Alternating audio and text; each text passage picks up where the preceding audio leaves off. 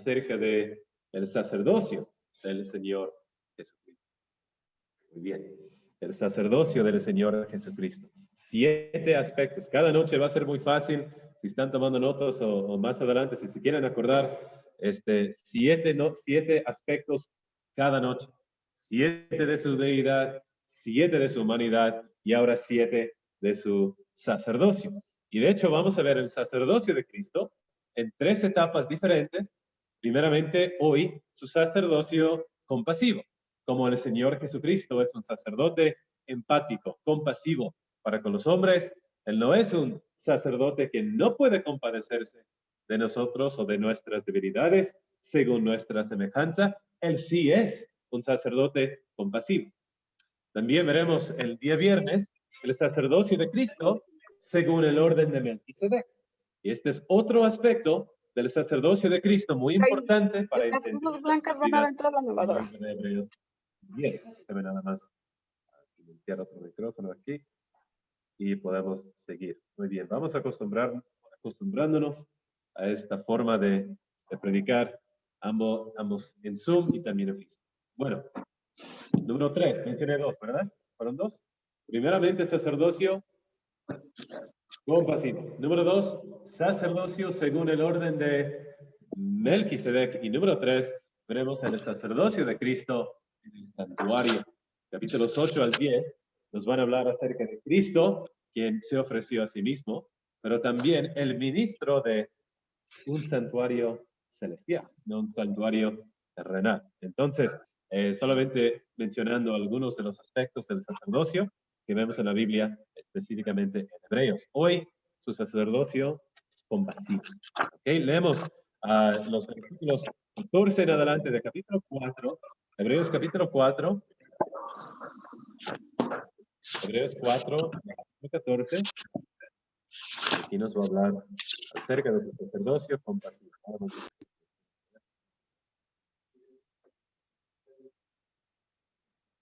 Sí, bueno. Por favor, si pueden silenciar los micrófonos, nos ayudaría mucho. Muy bien. Bienvenidos. Bienvenidos a todos en Zoom y todos aquí también. Hebreos 4, versículo 14. Por tanto, teniendo un gran sumo sacerdote que traspasó los cielos, Jesús, el Hijo de Dios, retengamos nuestra profesión, porque no tenemos un sumo sacerdote que no pueda compadecerse de nuestras debilidades, sino uno que fue tentado en todo, según nuestra semejanza, pero sin pecado. Acerquémonos, pues, confiadamente al trono de la gracia para alcanzar misericordia y hallar gracia para el oportuno socorro. Porque todos somos sacerdote, tomado de entre los hombres, es constituido a favor de los hombres en lo que a Dios se refiere, para que presente ofrendas y sacrificios por los pecados, para que se muestre paciente con los ignorantes y extraviados, puesto que él también está rodeado de debilidad, y por causa de ella debe ofrecer por los pecados, tanto por sí mismo como también por el pueblo, y nadie toma para sí esta honra, sino el que es llamado por Dios, como lo fue Aarón. Así tampoco Cristo se glorificó a sí mismo, haciéndose sumo sacerdote, sino el que le dijo: tú eres mi hijo, yo te he engendrado hoy, como también dice en otro lugar, tú eres sacerdote para siempre, según el orden de Melquisedec. Y Cristo en los días de su carne, ofreciendo ruegos, súplicas, con gran clamor y lágrimas, al que le podía librar de la muerte, fue oído a causa de su temor reverente. Y aunque era hijo, por lo que padeció, aprendió la obediencia. Y habiendo sido perfeccionado, vino a ser autor de eterna salvación para todos los que le obedecen. Y fue declarado por Dios sumo sacerdote, según el orden de Melquisedec. Y pedimos que el Señor bendiga la lectura de su palabra. Para entender por qué al final de esta sección, en capítulos 3 al 5, el escritor a los Hebreos menciona el sacerdocio compasivo del Señor Jesucristo, tenemos que entender cuál es el tema de los capítulos 3, 4 y 5. Cuando llegamos al capítulo número 3 específicamente, hay una comparación. Ya no estamos hablando del capítulo 1, su deidad, capítulo 2, su humanidad. Ahora quiere hablar y enfocarse en la fidelidad del Señor Jesucristo y quiere comparar su fidelidad con la de Moisés, pero de una manera muy específica. Moisés fue fiel en la casa como siervo. El Señor Jesucristo, en cambio, él fue fiel sobre la casa como un hijo. Y entre estas dos cosas hay una gran expansión, hay gran diferencia. Ser fiel como siervo es algo notorio, es algo bueno, es algo respetuoso. Pero ser fiel como un hijo es algo mucho más grande y algo que merece más dignidad. Por eso dice en capítulo número 3, el Señor Jesucristo, cuanto mayor dignidad tiene el Señor Jesucristo, porque Él es el constructor de la casa y también Él fue fiel como un hijo. Entonces, para empezar toda la sección, quiere hablar o comparar el Señor Jesucristo con Moisés. Y ahora tenemos que hacer la pregunta en esta sección.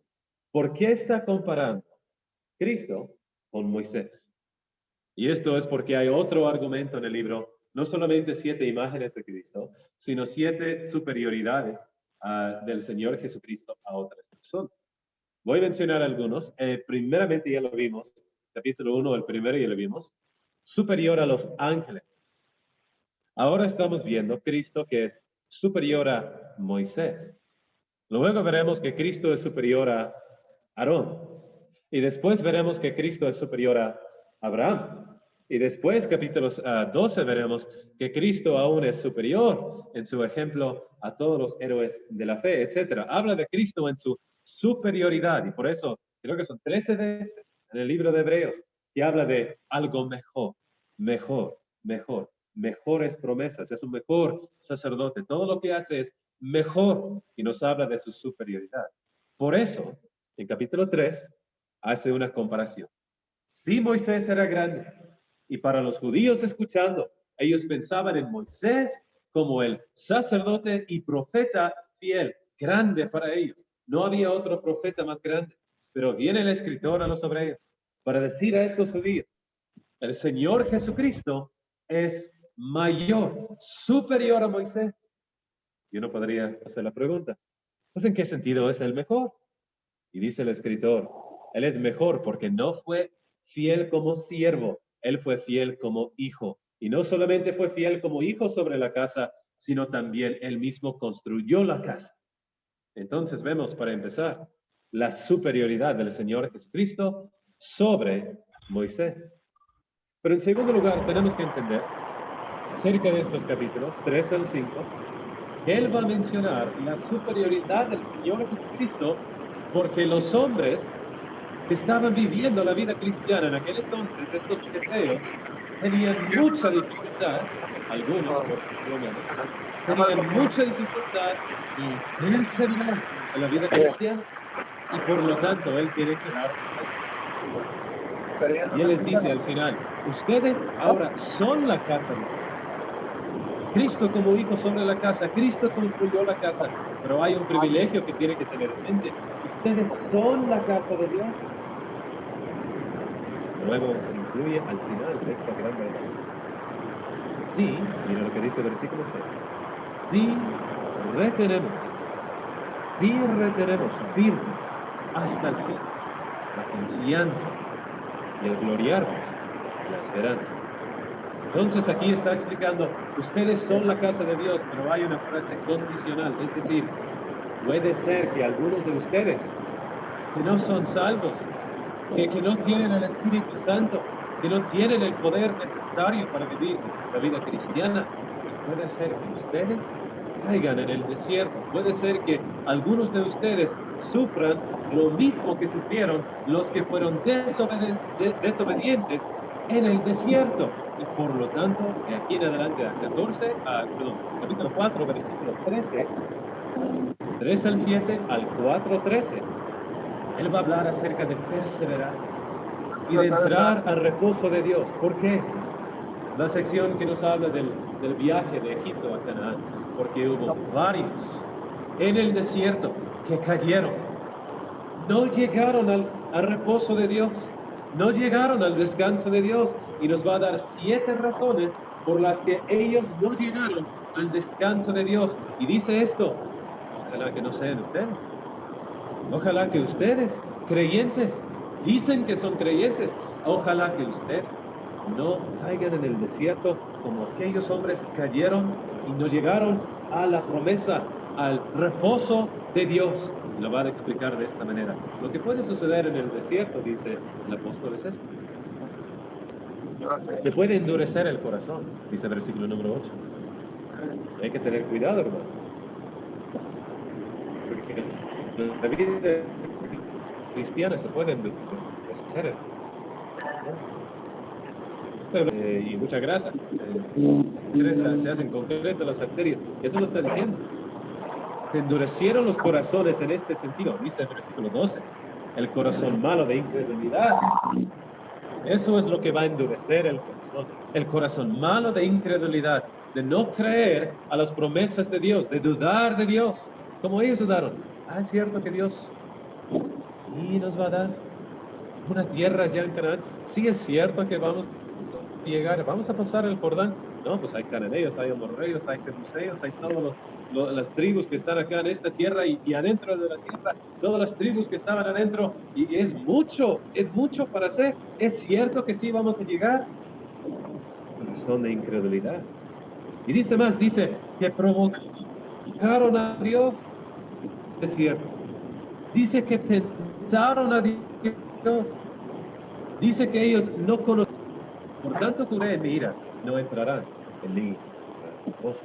7 aspectos aquí de su incredulidad, de su vida, de no creer a Dios. Más bien el punto principal de los 7 y número 7 es no creer. Dice el versículo número 16, capítulo 3, 16.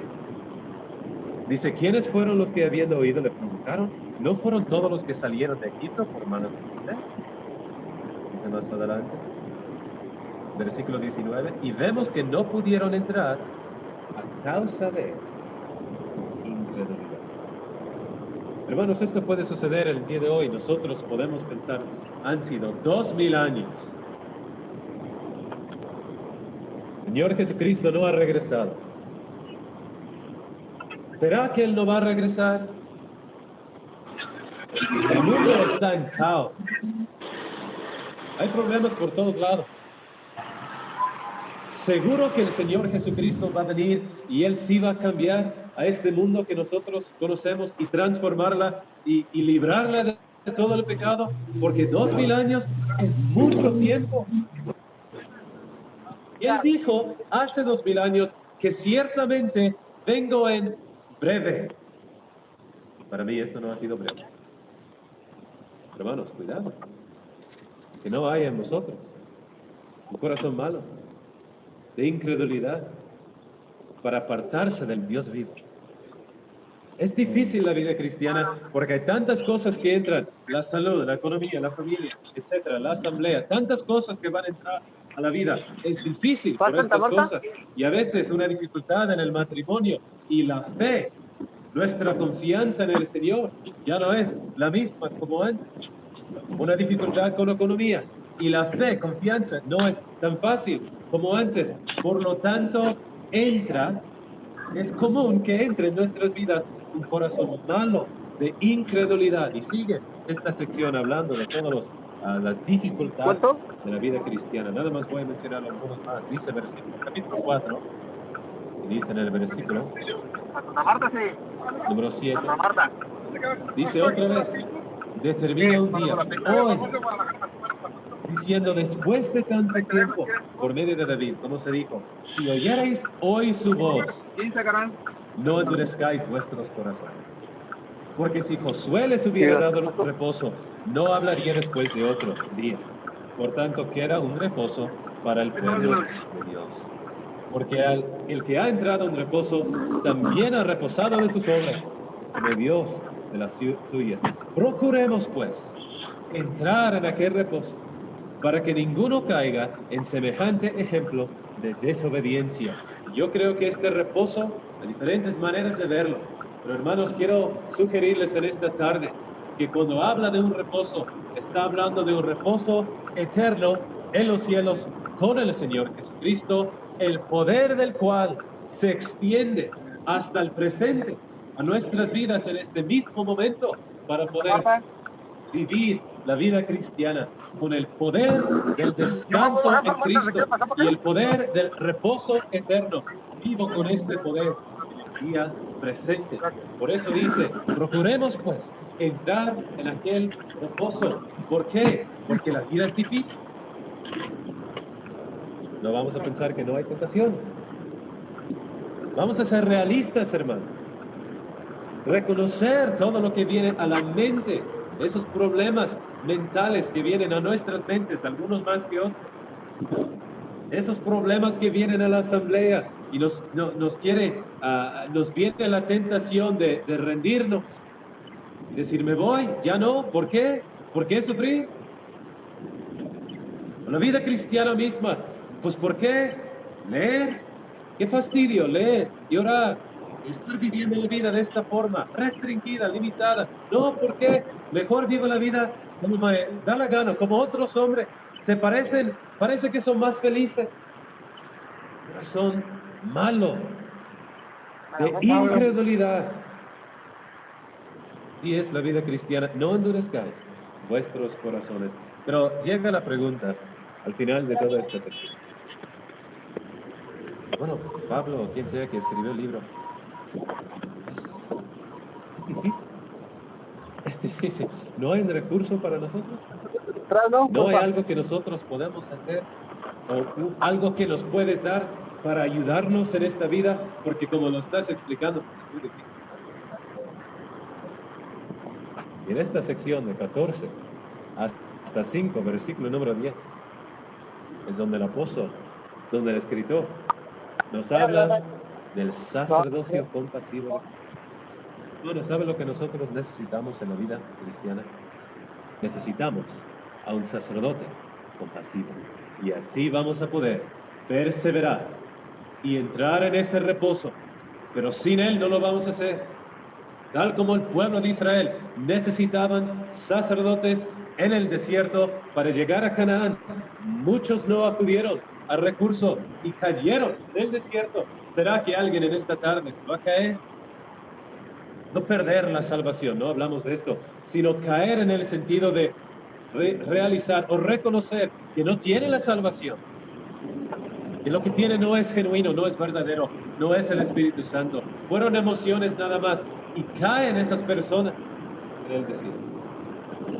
No, querido hermano, hay que procurar entrar en este reposo día de hoy con estos 7 aspectos del sacerdocio compasivo. Antes de continuar, un segundito y ya podemos continuar. Muy bien, creo que ya estamos listos. Listo. Ok, seguimos. Vamos a empezar. 7 aspectos del sacerdocio compasivo de Cristo. Versículo 14.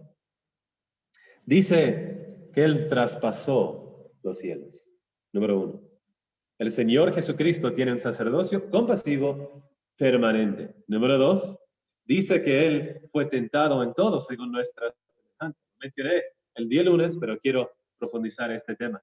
Y aquí podemos ver que su sacerdocio compasivo es perfecto, permanente y perfecto. Número 3, vemos en versículo 16 que nos habla de un trono de la gracia.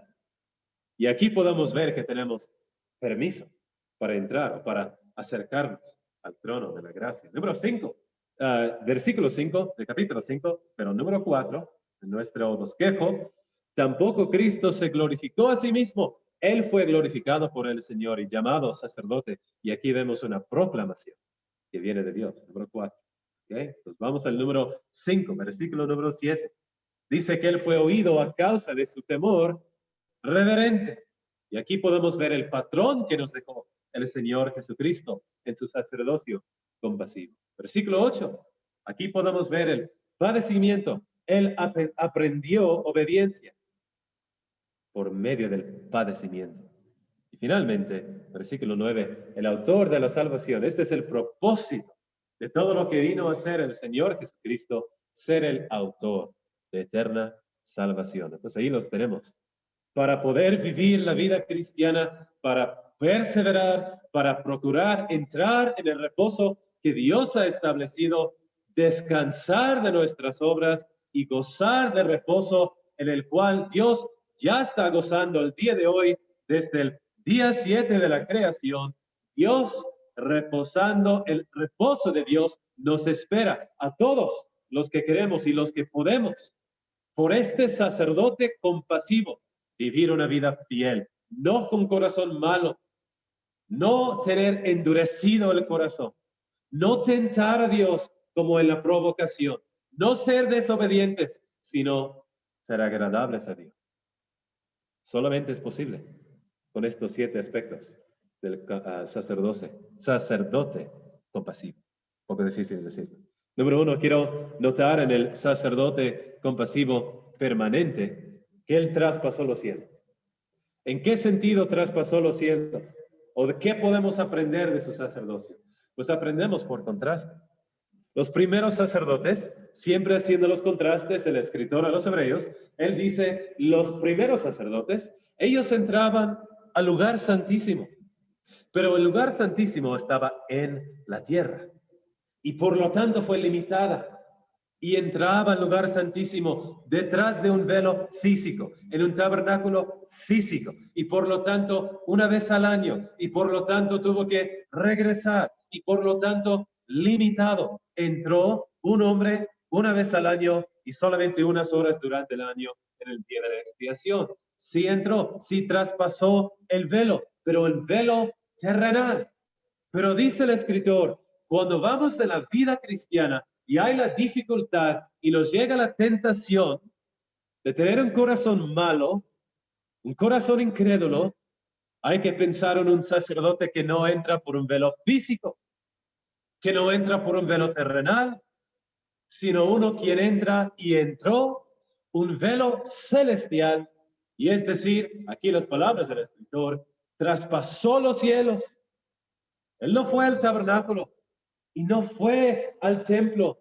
Él fue al santuario celestial y por lo tanto su sacerdocio compasivo es permanente, no una vez al año, no unas horas nada más. Penetró el velo, entró al lugar santísimo del santuario celestial y allá estará para siempre. Es decir, nosotros siempre tendremos un sacerdote compasivo, permanentemente. Los hombres en el desierto, ellos no tenían ese privilegio. Tenemos que ver ese contraste. Cuando ellos estuvieron en el desierto, ellos solamente tenían Aarón, o el sumo sacerdote que estaba en aquel entonces. Él entraba al velo, pero regresaba. Justo el momento de regresar, sus pecados otra vez se iban acumulando para el siguiente año. Y ellos tenían que esperar 360 días, probablemente usaban el calendario lunar. Esperar todo un año para que el sacerdote entre otra vez. Salió de ese lugar, no pudo quedarse. Qué bueno sería, ¿no? Para los judíos. ¿Dónde está Aarón? Ah, pues está, velo adentro. ¿Qué está haciendo ella? Representándonos ante el Señor. Ah, sí. Y ustedes pueden orar por medio de Aarón y él los va a representar, sí, en cualquier momento. De la carpa donde estamos, aquí en el campamento, oramos a Aarón y por medio de él llega la oración a Dios. Siempre está en el lugar santísimo, hablando con Dios, ¿no? Unos momentos, una vez al año. Cristo traspasó los cielos y está allá para que en cualquier momento, vamos a ver esto más adelante, en el trono de gracia, para que en cualquier momento nosotros tenemos un sacerdocio permanente, no afectado por el pecado. Número 2, podemos ver en el sacerdocio del Señor Jesucristo, perfección, su perfección. ¿Perfección en qué sentido? Dice versículo número 15, y este es muy importante para entender y mucho doctrinal para entender en este versículo acerca de la persona de Cristo. Dice, no tenemos un sumo sacerdote que no pueda compadecerse de nuestras debilidades, sino uno que fue tentado en todo, según nuestra semejanza, pero sin pecado. Y aquí voy a explicarles cómo el sacerdocio compasivo de Cristo no solamente es permanente, sino también es perfecto. Perfecto. ¿Perfecto en qué sentido? Pues, número uno, la capacidad del Señor Jesucristo de compadecer, de ser compasivo para con nosotros, es inigualable.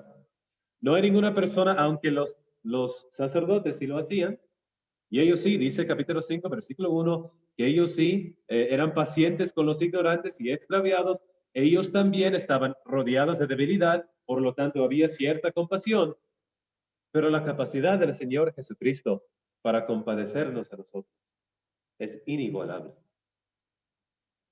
El Señor Jesucristo fue probado como ningún ser humano en la historia del mundo fue probado. Y en estas tentaciones y durante estas pruebas, el Señor Jesucristo mantuvo una fe perfecta. Aarón no, Moisés no, ninguno de los sacerdotes, una fe perfecta. El Señor Jesucristo, sí, fe perfecta. En el desierto, cuando Él fue tentado, tal como Israel. Él también fue en el desierto, Él también fue tentado, pero Él mantuvo su fe perfecta, siempre creyendo en Dios, nunca perdiendo la confianza. Pero número dos, su obediencia también fue perfecta. Cristo no trató de hacer un compromiso con Satanás. A ver, Satanás, bueno, no voy a obedecerte 100%, pero bueno, quizás me puedes traer algo de comida o algo de agua. No voy a hacer lo que tú quieras, pero a ver qué podemos hacer, ¿no? Obediencia perfecta y completa en esta tentación y en esta prueba. Pero también, número 4, podemos ver que el Señor Jesucristo, lo que Él hizo en ese mismo momento fue una experiencia completa. Una experiencia completa. ¿Qué quiero decir con esto? A veces pensamos que el Señor Jesucristo sí fue tentado y a veces se interpreta de esta manera, pero no para pecar. No para pecar. Solamente tentado en el sentido positivo de que se angustiaba o a veces se cansaba, etcétera, pero para pecar jamás fue tentado para pecar. Déjame decirlo con mucho cuidado, porque estamos hablando de la persona del Hijo de Dios. Él fue tentado para pecar, pero él jamás pecó. No hay nada en la persona o en el carácter del Señor Jesucristo que puede reaccionar al pecado. ¿Ok? No puede pecar y por lo tanto, cuando Él es tentado para pecar, es imposible fallar en ese sentido. Pero eso no quiere decir que Él no fue tentado para pecar.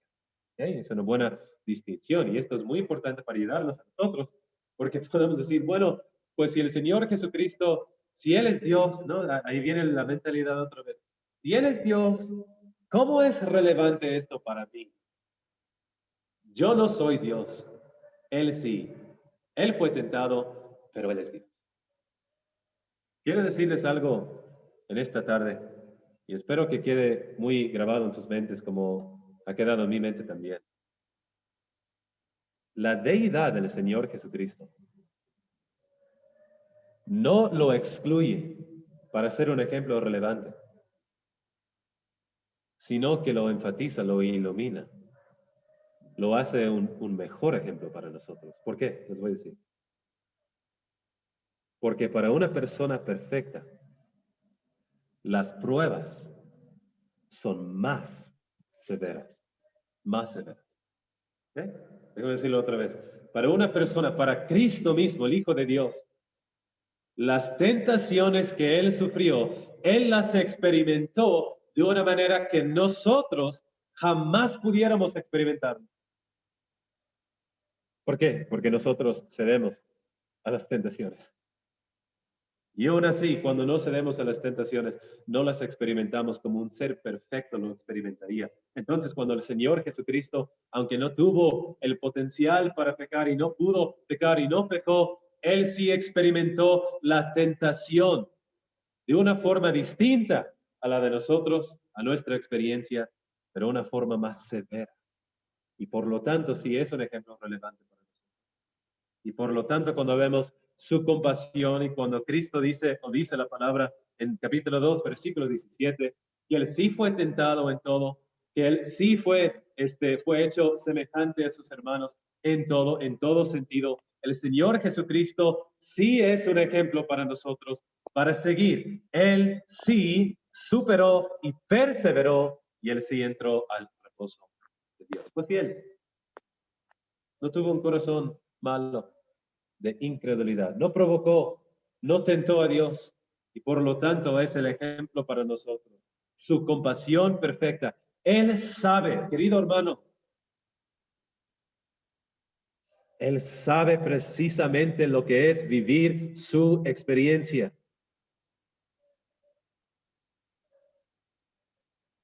Él sabe precisamente lo que es perder a un ser querido. Precisamente lo que es no tener dinero. Precisamente sabe lo que es tener problemas en la familia, no causados por él, obviamente. Precisamente lo que es la experiencia humana. No es algo diferente, algo en lo que en él no puede entrar. Él entra perfectamente y vamos a seguir aprendiendo acerca de esta compasión perfecta más adelante en otros puntos también. Vamos al número 3. Tenemos permanencia. Permanente, siempre será sacerdote fiel para nosotros. Número 2, es perfecta, porque su experiencia fue perfecta, completa en su experiencia como ser humano. Pero también, número 3, aquí vamos a ver el permiso que nosotros tenemos en el versículo número 16, considerando las dificultades de la vida cristiana. Podemos ver y debemos ver el permiso que tenemos para entrar al trono, acercarnos al trono de la gracia. Las limitaciones son quitadas. Las limitaciones quitadas.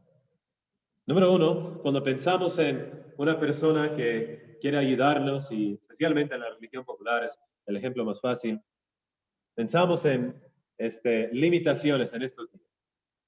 Y hemos escuchado de algunos de la religión popular y dicen que ellos no pueden ir a sus templos y hablar con los sacerdotes para orar porque, pues, por el coronavirus, etc. Y en esos días les han dado permiso para hablar directamente con ellos. Estos días nada más van a regresar. Y me estaba diciendo Ricardo que escuchó de una persona y la persona dijo, bueno, pues sí puedo orar directamente con Dios. Si me acuerdo bien, sí puedo orar directamente con Dios. Pero no es igual al ir con el sacerdote. Al revés, lo tienen al revés. La gente confundida y la enseñanza corrompida.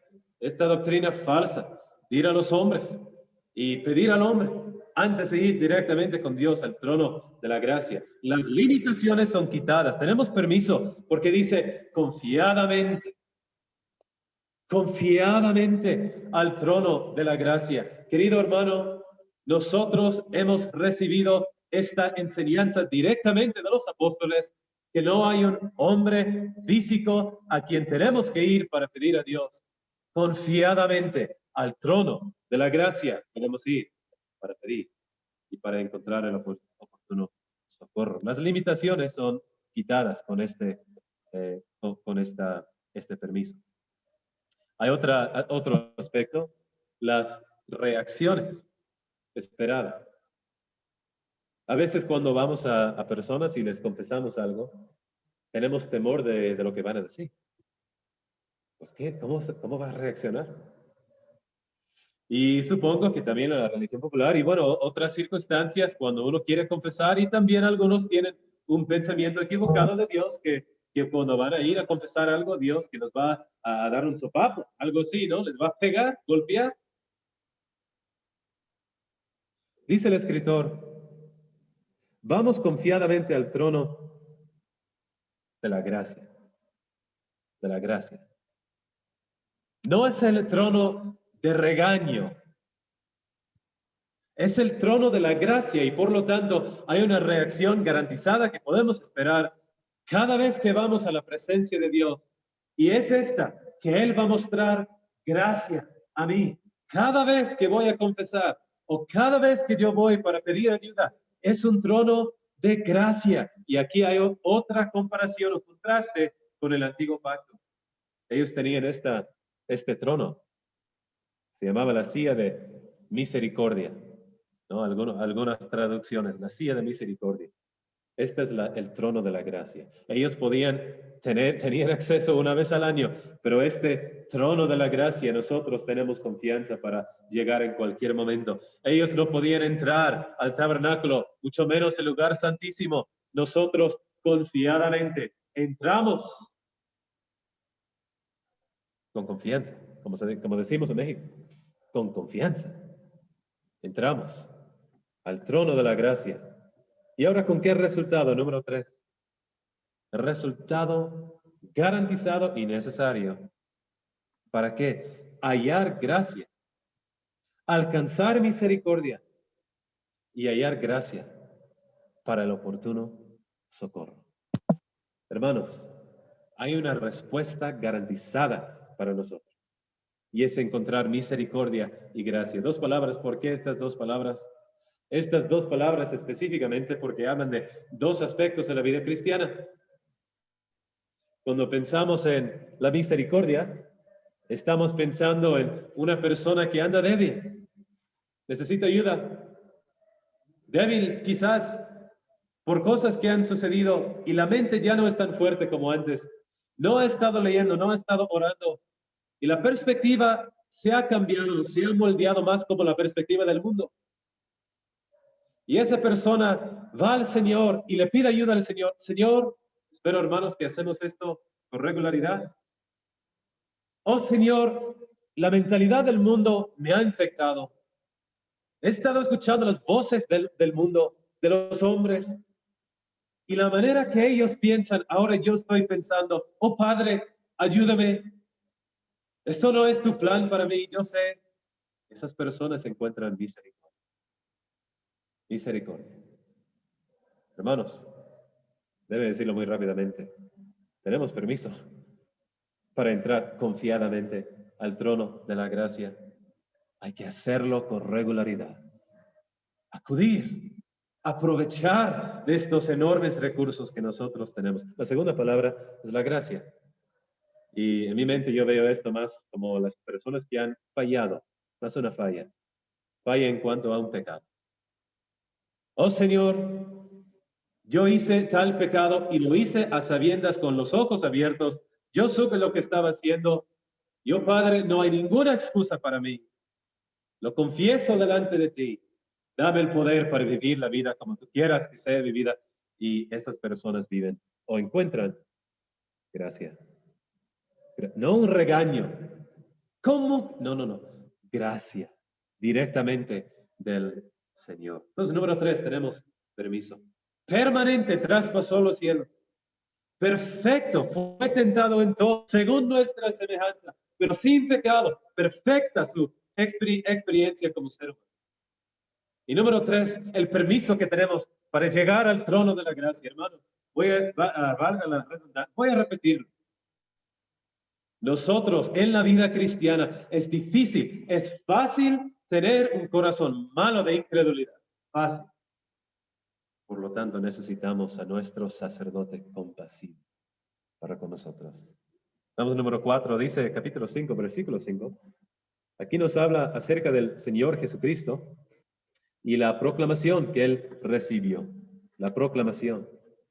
Primeramente vamos a ver una exclusividad, porque dice en versículo 5, tampoco Cristo se glorificó a sí mismo. Me da mucha confianza esto, porque otros sacerdotes, en aquel entonces y el día de hoy también, son personas que se llaman sacerdotes y sacerdotes que tratan de fungir como un sacerdote del antiguo pacto. Y quiero decirles, este no es el punto en esta tarde, pero es muy importante reconocer en un país como México, donde otra vez la religión popular es la más popular, la más grande, esta religión está basada en el antiguo pacto, con algunos detalles del nuevo pacto, pero basada en el antiguo pacto. Por eso ellos usan sacerdotes según el orden del antiguo pacto. Y no enseñan, y hay tanta confusión acerca del sacerdocio del Señor Jesucristo. Una sola persona puede legitimizar, ¿puedo decirlo así? Dar legitimidad, puede hacer que un sacerdote sea legítimo. Una persona puede darle esa autoridad. Es Dios. Solo Dios. Ningún hombre, ningún comité, ningún grupo de personas, ninguna religión puede decir, tú tienes autoridad para ser intercesor para los hombres. Solo Dios. Dios lo hizo para Aarón. Dios lo hizo para Eleazar, etcétera, los hijos de Aarón. Dios mismo los escogió y así también. Tampoco Cristo se glorificó a sí mismo haciéndose sumo sacerdote, sino el que le dijo, tú eres mi hijo, yo te he engendrado hoy. Versículo 6, tú eres sacerdote para siempre, según el orden de Melquisedec. Dios es el que escogió y proclamó exclusivamente que Cristo sea el sacerdote. Y hermanos, una de las cosas que debe llegar a nuestros corazones, cuando vemos a los perdidos, es ver cómo ellos van siguiendo a hombres, cuando Dios está ofreciéndoles su propio Hijo para ser su sacerdote. Cuán grande el privilegio de nosotros. Ver que Cristo es nuestro sacerdote. Ni Aarón, aunque Aarón fue fiel, ni Moisés, aunque Moisés fue fiel. Muchas gracias. Sino nuestro Salvador, el Señor Jesucristo. Él es mi sacerdote, legítimo, con autoridad, porque Dios mismo proclamó que Él fuera un sacerdote. Exclusividad. El esfuerzo. No es posible que estos hombres hagan lo que el Señor Jesucristo hizo. Segundo punto, esfuerzo. No es posible que un hombre, aunque él diga, yo soy sacerdote, no es posible. Él no tiene la fuerza, el poder, él no tiene la experiencia para poder hacerlo. Aarón trató y con limitaciones lo hizo, pero nadie como el Señor Jesucristo. Y queridos hermanos, el esfuerzo solamente lo podemos ver en nuestro Salvador por la experiencia humana que Él tuvo. Solo Él es legítimo, autoritativo, Él tiene autoridad para poder ser nuestro sacerdote. Dios lo proclamó, por lo tanto, Él lo hace. Número 3, y con esto termino este punto. No hay que buscar. Quiero decir esto con cuidado porque no quiero que me malentiendan. No hay que buscar ayuda en otros lugares. Ahora, déjame explicarlo. La vida cristiana, como mencioné la otra noche, fue diseñada para ser vivida en comunidad, en una asamblea, con otros hermanos. Debemos depender el uno del otro. Yo debo hablar con mis hermanos y ayudar a mis hermanos a mí también. Es el diseño de la vida cristiana. Pero yo no soy un sacerdote en ese sentido. Soy sacerdote, pero no en ese sentido. Es decir, que no van a venir directamente a mí a confesar sus pecados y buscar el oportuno socorro. Déjame explicar eso otra vez. También, sí podemos hablar con los hermanos y compartir con el hermano. Oye, hermano, tengo este problema, quiero decir que hay algo, esto mal en mi vida, tengo que confesarlo. ¿Qué debo hacer? Es diferente. Pero nosotros tenemos un sumo sacerdote. Y a veces nosotros nos dependemos primeramente en el hombre antes que Dios. Y buscamos ayuda del hombre antes que a Dios. Y es un mal hábito que tenemos y un pecado cuando nosotros solamente queremos ayuda de los seres humanos y no lo buscamos a Dios. Hermanos, hay que recordarnos de estas grandes verdades que vemos en la palabra de Dios, de la excelencia, del poder, la experiencia, el sacerdocio compasivo del Señor Jesucristo. Hay que acudir primeramente a Él. ¿Qué va a hacer, querido hermano, hermana? La próxima vez que hay un pecado, un problema en la vida, ¿a dónde va? Hay que pedir ayuda primeramente al que puede ayudarnos como ningún otro nos puede ayudar. Pues ahí tenemos número 4, la proclamación. Dios dijo, Él es un sacerdote según el orden de Melquisedec. Veremos esto el día viernes. Su sacerdocio según el orden de Melquisedec. Número 5. Ahora veremos el patrón que Él nos dejó. No hay tiempo para llegar a los evangelios y para ver la escena a la que se refiere, sugiero yo, este versículo en el huerto en el Getsemaní, cuando el Señor Jesucristo ofreció ruegos y súplicas con gran clamor y lágrimas al que le podía librar de la muerte. Pero lo que quiero ver en este versículo ahora es un patrón. Tenemos un sacerdote compasivo permanente. Él es perfecto por su experiencia humana. Él nos da permiso para confiadamente entrar al trono de la gracia. Dios proclamó acerca de él que él es el sacerdote único, exclusivamente autoritativo, que tiene autoridad para con nosotros, pero también nos dejó un patrón. Dice aquí que con ruegos y súplicas, gran clamor y lágrimas. El patrón que nos dejó fue oído a causa de su temor reverente. Oído a causa de su temor reverente. En el huerto en el Getsemaní, quisiera tiempo para buscar los versículos, pero en el huerto en el Getsemaní, el Señor Jesucristo, con gran clamor y lágrimas, pidió al Señor, quítate de mí esta copa, pero no sea mi voluntad, sino la tuya. ¿Y sabe lo que sucedió? Fue oído a causa de su temor reverente. ¿Por qué? ¿Esto qué quiere decir? Su temor reverente. Él en el momento de más angustia, de más dolor, él ofreció la situación al Señor y él lo dejó que juzgara al que juzga justamente. El Señor Jesucristo en ese momento, él pudo haber dicho,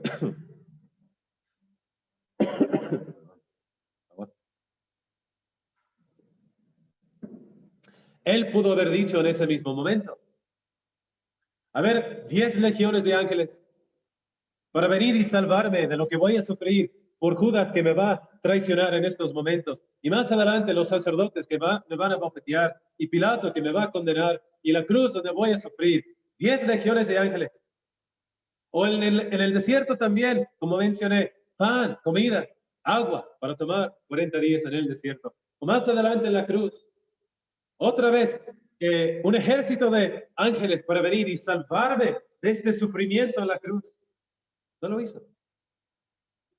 Y parte de la razón por la que lo hizo, fue para mostrarnos a nosotros que el Hijo de Dios fue tentado en todo y en ningún momento tomó el camino fácil. Ningún momento tomó el camino fácil. Sabiendo que nosotros también en nuestro camino no sería una opción tomar el camino fácil. No es una opción para mí pedir 10 legiones de ángeles. No es una opción para mí pedir maná del cielo y agua que sale de la roca. No es una opción para mí. Sí, Dios provee de otras maneras, pero esa no es la opción. Nosotros tenemos que vivir la vida difícil, como mencionamos el día lunes. Es una vida difícil. Es fácil caer. Necesitamos un patrón, un ejemplo. Lo fue el Señor Jesucristo. Encomendar la causa al que juzga justamente. Encomendar las situaciones, todas las situaciones de nuestras vidas al Señor Jesucristo. Y hay una garantía en este patrón. Tenemos una respuesta garantizada. La actitud necesaria, número 1, la respuesta garantizada. Seremos oídos. Seremos oídos. Querido hermano, el Señor Jesucristo sufrió una prueba de tener una oración no contestada como Él la pidió. Y nosotros también oramos. Y a veces oramos cosas, no sabemos si se nos va a conceder Dios lo que pedimos. Y a veces no lo hace. Querido hermano, querida hermana, Señor Jesucristo ya lo experimentó. Fue oído, fue oído. Y la respuesta que Dios nos da siempre es la adecuada, la perfecta, la que nosotros necesitamos. Hermanos, yo no. Él ya lo experimentó. Podemos reposarnos, descansarnos en su ejemplo perfecto y seguir ese patrón. Número 6. El padecimiento. Quiero explicar esto muy importante acerca de la persona de Cristo. Otra vez, la doctrina, la cristología, los teólogos lo van a llamar la cristología. Muy importante estudiar la cristología, la persona de Cristo. ¿Quién es Cristo? ¿Cómo es Cristo? Etcétera. ¿Qué dice la Biblia acerca de él? Versículo 8 es un versículo muy importante en este asunto. Dice, aunque era hijo, y el sentido aquí es más bien, aunque era el Hijo de Dios, por lo que padeció, aprendió obediencia. Por lo que padeció, aprendió obediencia. Lo que nos está enseñando en este versículo es que el Señor Jesucristo tuvo que tomar un cuerpo, muy semejante a lo que vimos en 2:17. Era necesario tomar un cuerpo y vivir la vida humana para aprender cómo es ser un ser humano o cómo era la experiencia de ser obediente en la tierra. Como él estaba en el cielo, él no tuvo esta experiencia. Y estando en el cielo, él no pudo haber mostrado la compasión como la puede mostrar el día de hoy. Si Dios muchas veces pensamos, ¿por qué no Dios solamente hizo así para ofrecer la salvación a los hombres? ¿Por qué enviar a Cristo? ¿Por qué tuvo que venir a la tierra? ¿Por qué vivir? ¿Por qué morir? ¿Por qué todo esto? ¿Por qué no nada más salvar a los hombres ya de una vez? Una de las razones es porque si lo hubiera hecho, Cristo no pudiera haber sido, no puede ser, un sacerdote compasivo. ¿Por qué? Porque pues no tendría, en ese caso, experiencia como un ser humano. Y por lo tanto, él no puede pensar, no sabe cómo es tener mi vida. No, en ese caso, él no sabría qué sería perder dinero, perder una esposa. Él no sabría qué es o cómo es vivir con tentaciones y fallar en la vida y querer ayuda y pedir ayuda. Pero sí lo experimentó. Sí vino. Aprendió la obediencia.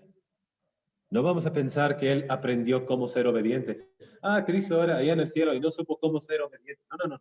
Por la experiencia de vivir la vida humana en la tierra, no la tuvo en el cielo. Él decidió vivirla, incluyendo todos sus padecimientos, para poder ser un sacerdote compasivo, sabiendo que nosotros íbamos a vivir esta vida en el desierto con las tentaciones de caer y provocar y tentar a Dios mismo. Como dice aquí, apartarlos del Dios vivo. Pero hermanos, Él vino para aprender la obediencia por medio de lo que Él padeció. Y aquí podemos ver una ayuda perfecta para nosotros en cualquier momento. Querido hermano, ¿qué van a hacer? Hay un punto más, pero déjame decir esto. ¿Qué van a hacer la próxima vez que piensen en una dificultad, cuando fallan, cuando tienen esa tentación de caer en el desierto, tentar a Dios, provocar a Dios? Dios, ¿por qué esto? ¿Por qué no has venido? ¿Por qué tengo que vivir esto? ¿Por qué tengo que sufrir esto? ¿Por qué esto? ¿Por qué aquello? Estoy frustrado. Yo no sé qué hacer. ¿Qué van a, hermanos? Ese es el punto del sacerdocio compasivo de nuestro Señor Jesucristo. Levantar los ojos de nuevo.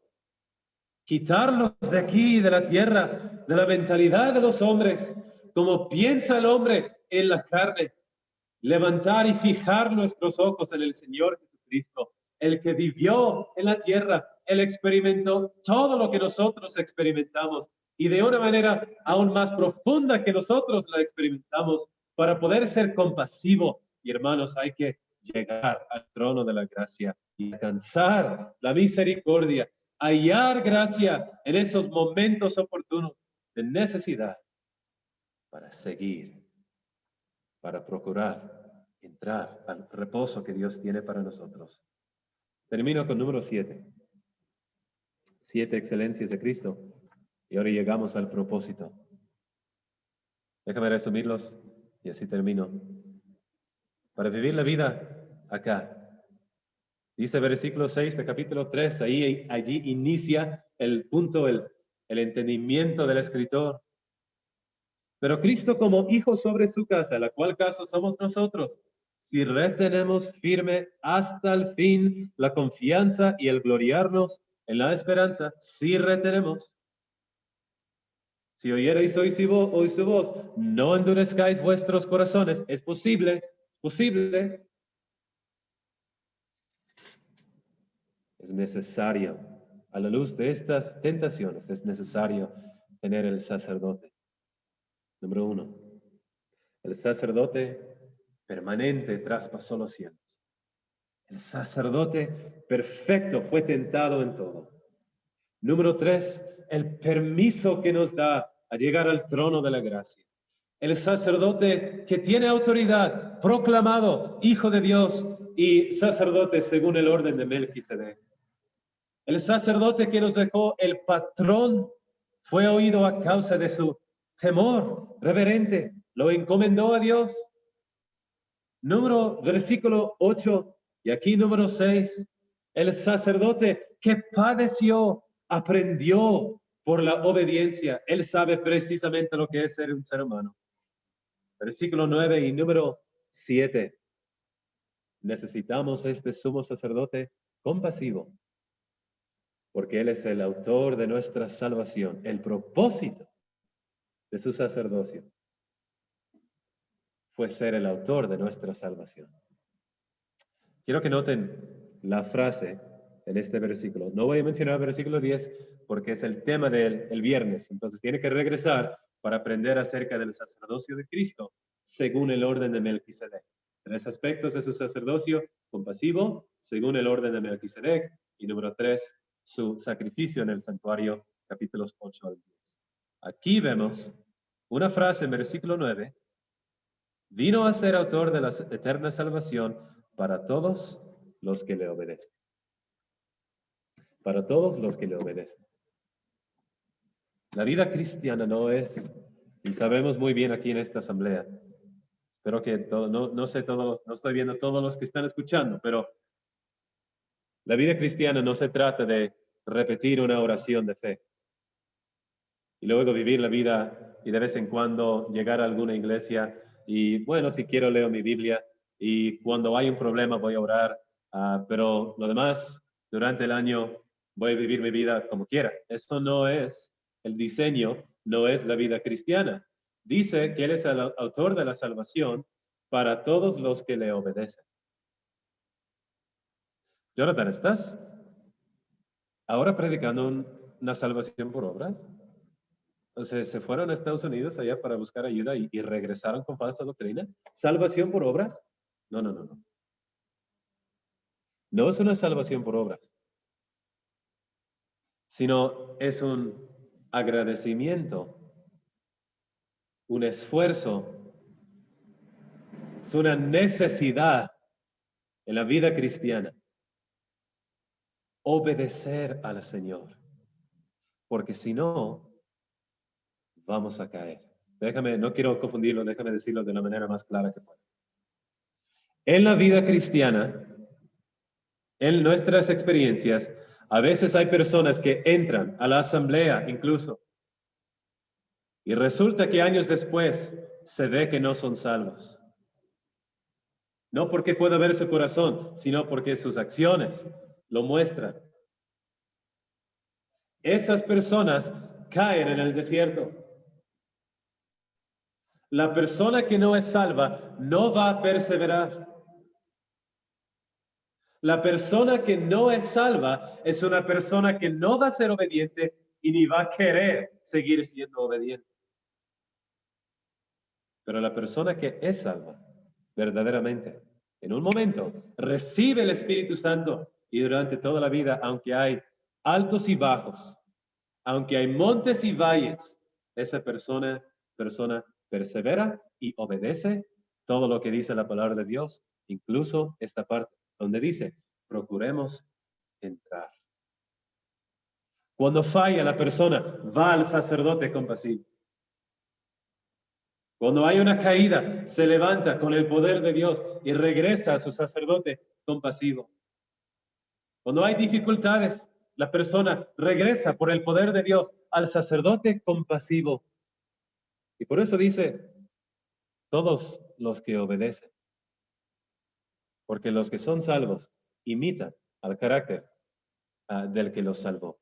Él, por medio de la obediencia, nos dio la salvación. Ahora nosotros, al recibir la obediencia y ser salvos, ahora nosotros obedecemos. Con esta base y con el poder que nos da, ahora podemos obedecer, algo que es imposible hacer antes de ser salvos. Hermanos, 7 aspectos. El sacerdocio compasivo de Cristo. Difícil la vida cristiana. Por eso necesitamos un sacerdote. Y no tenemos un sacerdote. Somos sacerdote que no puede compadecerse de nuestras debilidades, sino tenemos uno que sí puede. Es perfecto Él. Nos da permiso. Señor Jesucristo nos invita a acudir, a aprovechar de los recursos que Él nos da por medio de su sacerdocio compasivo. Sin Él y sin este recurso, no podemos vivir la vida cristiana y uno caerá en el desierto. Oremos. Padre Santo, damos las gracias por tu palabra. Damos las gracias por lo que nos das por medio de Cristo. Su persona perfecta, sagrada, oh Padre, su persona inigualable, sin comparación.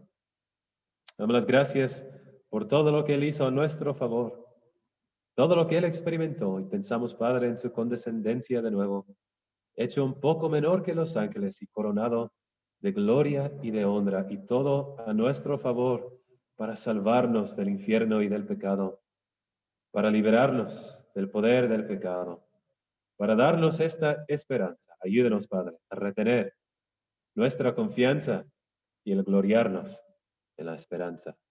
Lo pedimos en el nombre del Señor Jesucristo. Amén. Vamos a terminar cantando en binario, pero es 477 de nuevo, el que ya cantamos el día lunes. Quiero cantarlo de nuevo. 477, si terminamos. 477 dice lo siguiente: Dios nos invita a contemplar a su Hijo fiel. Dice, he aquí mi siervo que escogí, lo sostendré, y mi complacencia está en él, y yo con mi espíritu lo ungí. 477 y termina la ronda. Dios nos invita a contemplar al Hijo y ser